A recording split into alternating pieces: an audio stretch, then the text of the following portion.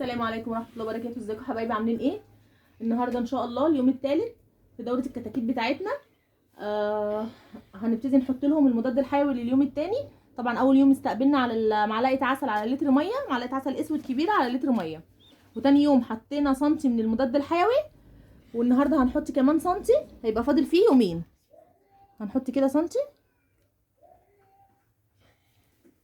كده، يبقى معانا 2 سنتي بكره وبعده بمشيئه ربنا. وهنبتدي نحط عليهم لتر ميه.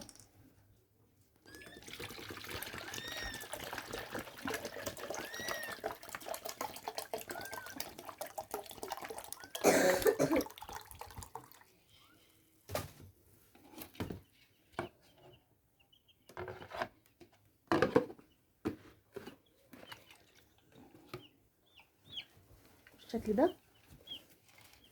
طبعا زي ما قلت لكم امبارح، لو فضل في العلافه هشيله علشان ما يبقوش كارفين ريحته. دول الحبه حبايبي اللي هم فاضوا في العلافه انا شلتهم وهحط لهم علف جديد.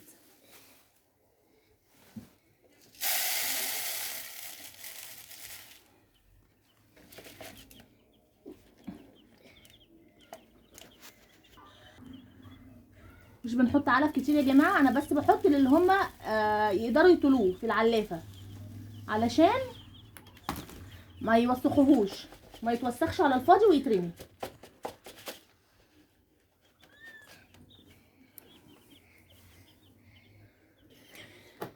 بالشكل ده حبايبي.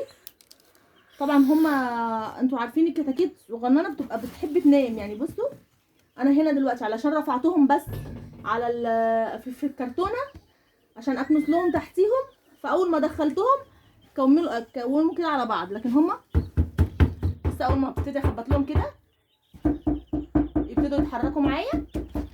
يعني حاولي ان انت دايما تنشطي الكتاكيت بتاعتك. بصوا هما كده هيبتدوا يروحوا على الاكل والميه وهياكلوا.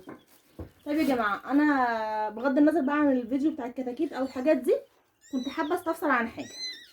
دي ضيفه جديده معانا. دي قطه احنا لقيناها، يعني مامتها سايباها مش بترضعها، هي بقالها يومين عندي. انا باكلها لبن، بزوده وبغليه وبزوده ميه وبحاول اديهولها بالسرنجه او بالقطاره. طب يا جماعه انا ماليش قوي في القطط، يعني ما بعرفش في تربيتهم قوي، فيا ريت اللي يعرف اقدر اكلها ايه اوديها ايه يقول لي عشان بجد هي صعبانه عليا. بصوا زي ما انتم شايفين هي لسه مغمضه ولسه صغيره خالص زي ما انتم شايفين كده.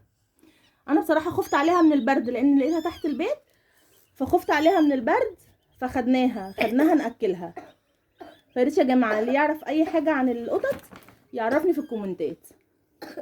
معلش انا اسفه طبعا ان انا دخلت ده في ده، بس فعلا انا محتاره بيها مش عارفه اعمل معاها ايه. وده كان الفيديو بتاعنا يا جماعه. فلو عجبتكم الحلقه بتاعت النهارده فعلوا زر الجرس واشتركوا في القناه علشان يوصلكم كل جديد.